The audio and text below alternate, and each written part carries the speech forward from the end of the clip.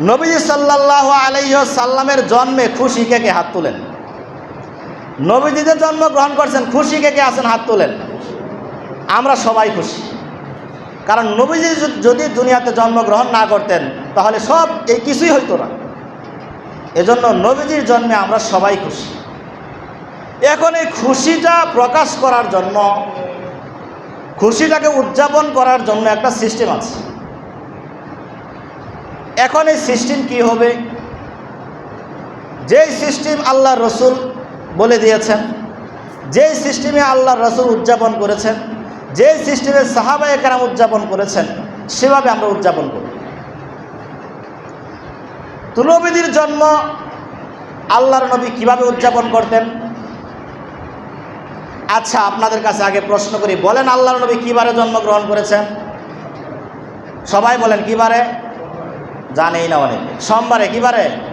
সোমবারে জন্মগ্রহণ করেছেন। এটা নিয়ে কারো কোনো দ্বিমত নাই, আল্লাহর নবী সোমবারে জন্মগ্রহণ করেছেন। তো নবীজিকে সাহাবায়ে কেরাম জিজ্ঞেস করলেন, ইয়া রাসূলুল্লাহ, আপনি প্রতি সোমবারে রোজা রাখেন কেন? নবীজি প্রতি সোমবারে রোজা রাখতেন। নবীজিকে সাহাবায়ে কেরাম জিজ্ঞেস করলেন, ইয়া রাসূলুল্লাহ, আপনি প্রতি সোমবারে রোজা রাখেন কেন? নবীজি বললেন, ইয়াউমুন উলিদতু ফিহি, সোমবার হচ্ছে এমন একটা দিন যেই দিন আমি দুনিয়াতে ভূমিষ্ঠ হয়েছি, যেই দিন আমি দুনিয়াতে জন্মগ্রহণ করেছি, এই জন্য আমি প্রতি সোমবারে রোজা রাখি। তো নবীজি সাল্লাল্লাহু আলাইহি ওয়াসাল্লাম তার জন্মদিন পালন করতেন।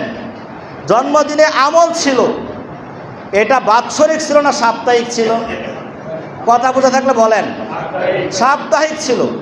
নবীজি প্রতি সপ্তাহে সোমবারে রোজা রাখতেন। নবীজি তার মিলাদকে উদযাপন করতেন রোজা রাখার মাধ্যমে। সাহাবায়ে কেরাম প্রতি সোমবারে রোজা রাখতেন, এজন্য সোমবারে রোজা রাখা মুস্তাহাব।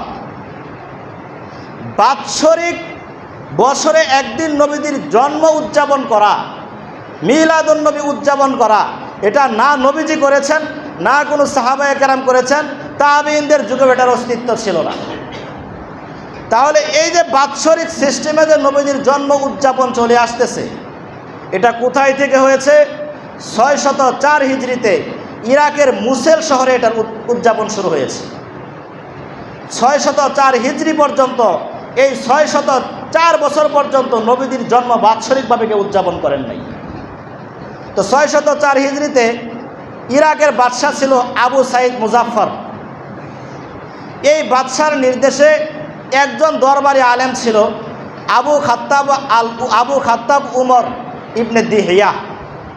আবু খাত্তাব উমর ইবনে দিহিয়া, এই আবু খাত্তাব উমর ইবনে দিহিয়ার মাধ্যমে ইরাকের মুসেল শহরের বাদশাহ, কি নাম বলছি বলেন তো? আবু সাইদ মুজাফফর 604 হিজরিতে এই বাৎসরিক মিলাদুন নবী উদযাপনের সিস্টেম চালু করেছেন। এটা না কোনো নবীজি করেছেন, না কোনো সাহাবায়ে কেরাম করেছেন। তাহলে আপনি যদি নবীজির জন্ম বাস্তবে স্মরণীয় রাখতে চান, উদযাপন করতে চান, মিলাদুন নবী উদযাপন করতে চান, তাহলে আপনাকে প্রতি সোমবারে রোজা রাখতে হবে, যেটা নবীজি করেছেন। প্রতি বছরে একদিন মিষ্টি খায়া, মিছিল কইরা, গান বাদ্য কইরা, এটা কোনো আশেক রাসূলের আলামত নয়, এটা নবীজিকে মহব্বতের আলামত নয়, এটা হচ্ছে এক ধরনের বন্ডামি। এটার অস্তিত্ব শরীয়তে নাই। আমার চেয়ে, আপনার চেয়ে হাজার গুণ বেশি ভালোবেসেছেন নবীজিকে সাহাবায়ে কেরাম। আবু বকর রাদিয়াল্লাহু তাআলা আনহু, উমর ইবনুল খাত্তাব, আলী, উসমান কত কত বছর দুনিয়াতে শাসন করেছেন, খেলাফা প্রতিষ্ঠা করেছেন। কেন? তারা যদি এটা করতেন, নবীজিকে এতই যদি এটার প্রয়োজনীয়তা থাকতো, তাহলে কেন তারা এটা উদযাপন করলেন না এভাবে? তারা কিন্তু এটা উদযাপন করেন নাই। এই 604 হিজরির পর থেকে এই বেদাত সিস্টেম চালু হয়েছে। এজন্য এ ধরনের কাজ থেকে বিরত থাকা উচিত, অবশ্যই বিরত থাকা উচিত। আপনার যদি নবীজির প্রেম থাকে, মহব্বত থাকে, ভালোবাসা থাকে, আল্লাহ তাআলা কুরআনে সিস্টেম বলে দিয়েছেন, ইন কুনতুম তুহিব্বুনাল্লাহ ফাত্তাবিউনি। বাস্তবে যদি নবীজিকে ভালোবাসো, তাহলে নবীজির সিরাত, নবীজির সুন্নতকে তোমরা আঁকড়ে ধরো। নবীজি যে সমস্ত কথা কাজ করতে বলেছেন, সেই সমস্ত কাজগুলো করো, যেগুলো থেকে বারণ করেছেন সেগুলো থেকে তোমরা বিরত থাকো। এজন্য আপনি যদি প্রকৃত নবীজির মহব্বত যদি আপনার অন্তরে থাকে, দিলে থাকে, বাস্তবে যদি আপনি নবীজিকে ভালোবাসেন, দয়া করে কেউ এই ধরনের কাজ করবেন না, এই ধরনের কাজে শরিক হবেন না, এই ধরনের কাজ সাপোর্ট করবেন না। আপনি সোমবারে রোজা রাখেন, প্রতি সোমবারে রোজা রাখেন, সোমবারে রোজা রাখার চেষ্টা করেন। নবীজির জন্ম তারিখ কবে? 12ই রবিউল আউয়াল। এটা কোনো সুনিশ্চিত বিষয় নয়। আপনি সিরাতের গ্রন্থ পড়েন, কিতাব পড়েন, অধ্যয়ন করেন, দেখবেন নবীজির জন্ম কেউ কেউ বলেছেন 2 রবিউল আউয়াল, কেউ কেউ বলেছেন 8ই রবিউল আউয়াল, কেউ বলেছেন 9ই রবিউল আউয়াল, কেউ বলেছেন 12ই রবিউল আউয়াল। এর মধ্যে 8ই রবিউল আউয়ালের মতটা অধিক বেশি বিশুদ্ধ। 12ই রবিউল আউয়াল প্রসিদ্ধ, বিশুদ্ধ হচ্ছে 8ই রবিউল আউয়াল। শুধু তারিখ নিয়ে নয়, নবীজির কোন মাসে জন্মগ্রহণ করেছেন এটা নিয়েও সিরাতের কিতাবে একতলাফ আছে। আপনি সিরাতুল মুস্তাফা কিতাব পড়েন, দেখবেন ওখানে লেখা আছে, কেউ কেউ বলেছেন নবীজি রমজান মাসে জন্মগ্রহণ করেছেন, কেউ বলেছেন নবীজি সফর মাসে জন্মগ্রহণ করেছেন, রবিউল সানিতে জন্মগ্রহণ করেছেন। এখন যদি আপনি নবীজির জন্মকে তারিখের সাথে নির্দিষ্ট করে ফেলেন, তাহলে আপনি 12 রবিউল আউয়াল কেন করবেন? আপনার 12 রবিউল আউয়াল করতে হবে, 8ই রবিউল আউয়াল করতে হবে, 2 রবিউল আউয়াল করতে হবে, রমজান মাসে করতে হবে।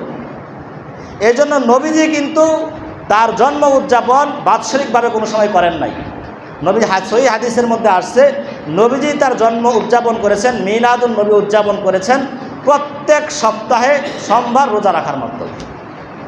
এজন্য আপনারাও চেষ্টা করবেন সারা জীবন নবীর মহব্বতে, নবীর প্রেমে সোমবার দিনে রোজা রাখা। আল্লাহ রব্বুল আলামিন আমাদের সকলকে উক্ত কথাগুলোর উপর আমল করার তৌফিক দান করুন। সকলেই করুন আমিন। ওয়া